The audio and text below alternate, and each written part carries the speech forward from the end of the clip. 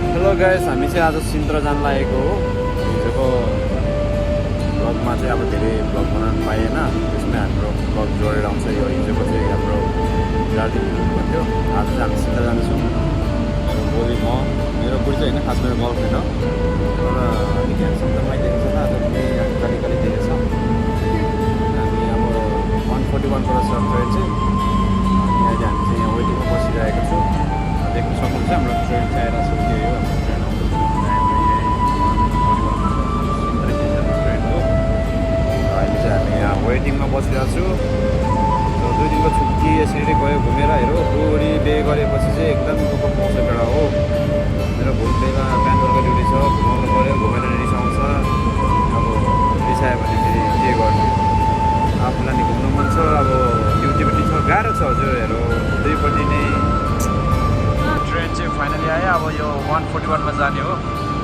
अनि देख्न सक्नुहुन्छ टाइम चाहिँ हाम्रो 141 मा छ। सिन्त्राको आज हाम्रो प्रोग्राम छ बुढाबुढीको। अनि हिजो दार्जिलिङ गएर तर हिजो भ्लग मजाले बनाउनु पाएन, हिजोको मोबाइलै स्विच अफ भयो। अनि यो चाहिँ हामी सिन्त्रा जान लागेको। यो चाहिँ रोसियो ट्रेन स्टेसन हो। मान्छे झरिसक्यो, बसेर चाहिँ बस्न पाउँदैन, बिजक पाराले बसिरहेको छ। यो मान्छेहरू आइसक्यो, यही ट्रेन हो। र अब बाँकी ब्लग भनेको बिचमा जाँदै देखाउँछु तपाईँहरूलाई है त। सो फाइनली हाम्रो ट्रेन चाहिँ आइसक्यौँ। अब हामी ट्रेनमा जानेछौँ, बुढी र म। यही हाम्रो ट्रेन सिन्त्र जाने चाहिँ। अनि अब 141 को छ, अझै कुर्नुपर्छ आधी घन्टा जति। अनि यही यो एउटा पानीमा जिन्दगी चलिरहेको छ। के गर्नु, अब बेडसेड खाइँदैन, यही पानी खाने हो, हिँड्ने हो। ट्रेन चाहिँ लास्टै लामो छ सिन्त्रा। अनि राम्रो छ ठाउँ चाहिँ, टुरिस्ट एरिया हो। अनि 4 वर्ष भइसक्यो पोर्चुगल आएको। 4 वर्षमा चाहिँ फर्स्ट टाइम गएको। मेरो बुढी चाहिँ अलरेडी चाहिँ अगाडि गएर आइसक्यो। म चाहिँ 4 वर्षमा पहिलोचोटि फर्स्ट टाइम।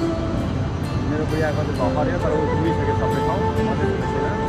तर मेरो बुढीले मलाई घुमाउनु लाँदैछ आज चाहिँ। मलाई चाहिँ खासै थाहा छैन। अब छुट्टी थियो, छुट्टी निस्किन्थ्यो, भोलि ड्युटी लास्ट आज होइन। अब बाँकी तपाईँहरूलाई सिन्त्रा पुगेर देखाउँछौँ हामी भिडियो। हाम्रो ट्रेन चाहिँ अहिले खाली नै छ, मान्छेहरू आउने बाँकी छ, अझै टाइम बाँकी छ, आधा घन्टा जति। ट्रेन खाली छ। अनि अहिले हामी मेरो गोरे दाइ छ, ट्रेन खाली नै छ अहिले।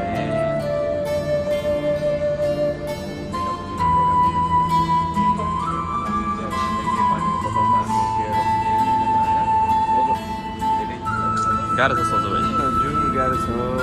गर्लफ्रेन्ड भएपछि घुमाउनु लानै पऱ्यो, घुमाएन भने फेरि रिसाउँछ होइन। मनमा ढुङ्गा राख्ने घुमाउनु पऱ्यो नि। तेरो केटा हो, टाइममा बेचे नगर्नु, अलिक ठुलो गर्नु, रमाइलो गर्ने। सिङ्गल लाइफ रङ है, गाह्रो छ हजुर।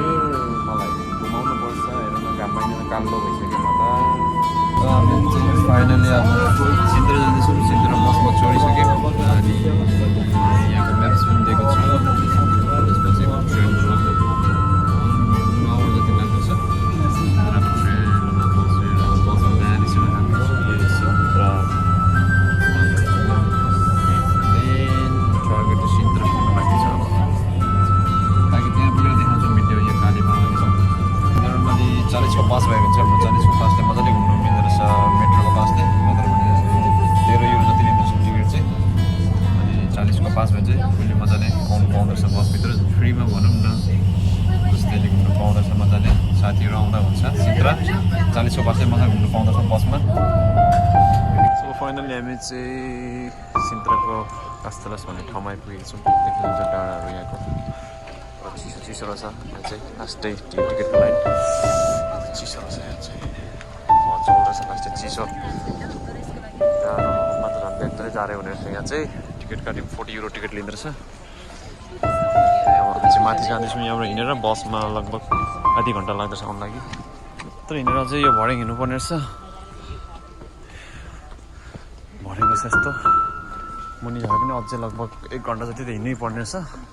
सिन्त्राको यो मान्छे घुमेर फर्किँदैछ।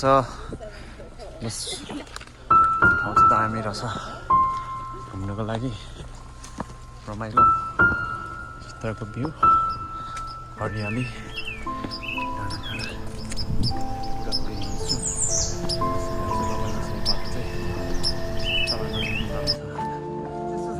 राम्रो रहेछ।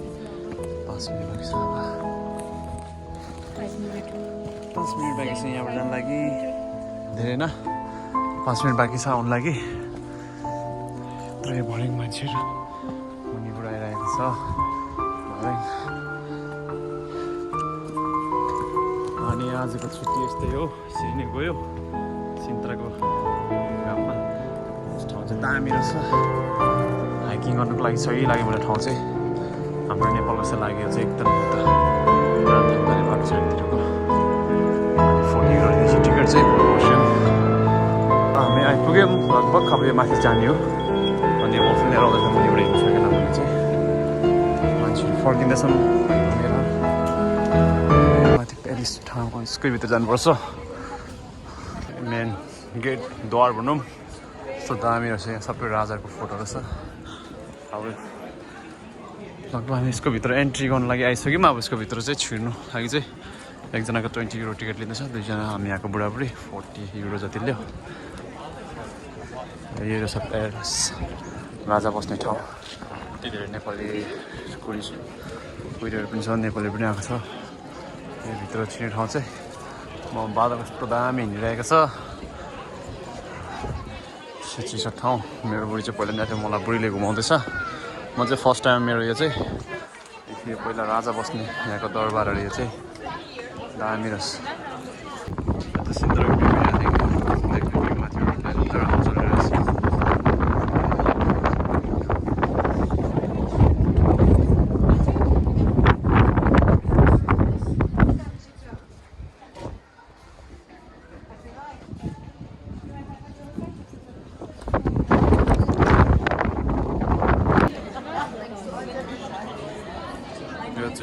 सिन्त्राको राजाको घर हो यहाँको दरबारको बडीगार्ड मेरो भाइ बडीगार्ड बसिरहेको छ यहाँ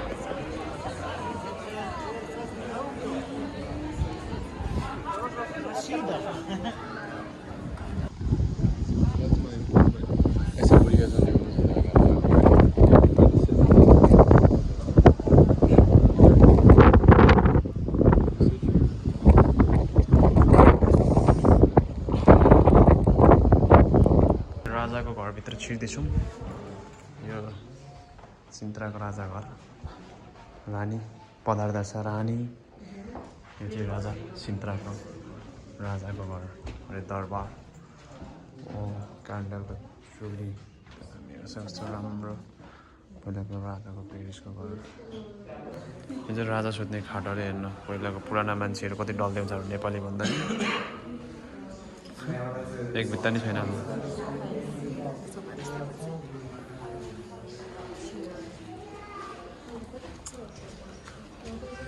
राजाको तरवारहरू यो चाहिँ किङको तरवार यहाँको प्रिन्स पहिलाको पुरानो राजाको तरवार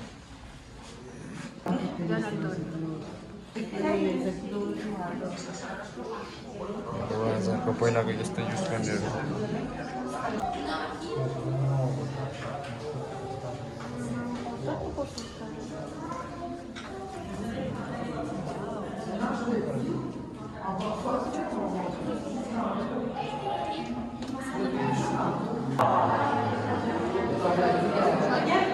पहिला राजाहरूले युज गर्ने सामानहरू यो चाहिँ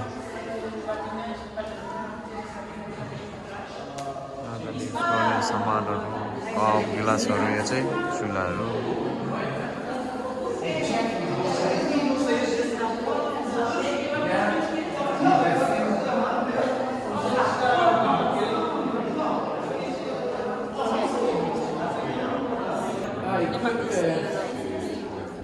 नेपाल चाहिँ कितली तामाको भाँडाहरू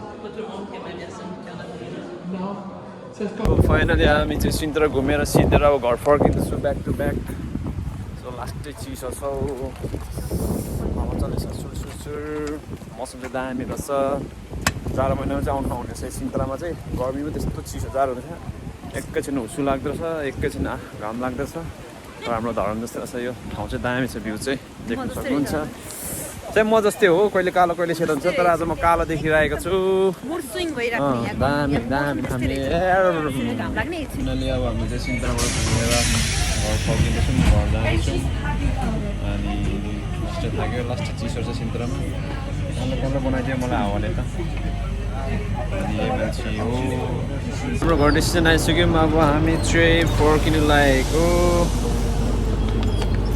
समोसा र आलु चपमा जिन्दगी चलेको छ हजुर के गर्नु गर्लफ्रेन्ड घुमाउनु ल्याउनु परेछ समोसा आलु चप खुवाउनु परेको छ गाह्रो छ हजुर गर्लफ्रेन्डलाई समोसा र आलु चप गाह्रो छ हजुर त्यही भएर चाहिँ बे गर्नुहुन्न है अहिले रोसिएको यहाँ चटपटे पानीपुरी खानु आएको हाम्रो रोसियो मेट्रो स्टेसन निरीको यो पानीपुरी पसल अनि एकदम मिठो दामी छ यो पानीपुरी चटपटे चाहिँ हाम्रो यहाँ आउनुलाई सबैजना एकचोटि खानु लागि मेरो छम्मालाई लिएर आएको मैले खुवाउनुको लागि अहिले समोसा पनि दामी छ मलाई नदिने सबै खाइदियो समोसा चाहिँ के गर्नु गाह्रो छ हजुर घुमेर लाज भोग लगाएर पानीपुरी खानु लागेको अनि यो चाहिँ एनर्जी होइन हिँड्दा हिँड्दा उकालो के गर्नु एनर्जी निकाल्नु पऱ्यो खानु पऱ्यो हाम्रो चटपटे खाने भाइ यता आउनु होला हाम्रो सोल्टीको उसमा रोसियोमा सोल्टीले चटपटे बनाउँदैछ दामी मिठो बनाउँदैछ सोल्टी तपाईँ घर कहाँ अरे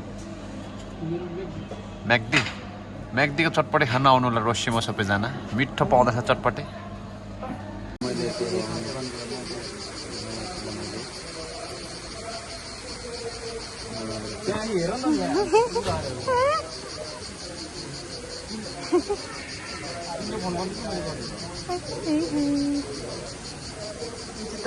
जुत्ताको तुना लगाइदिएर मैले जुत्ताको तुना लगाउन नजानेर भन्छ यो मान्छेले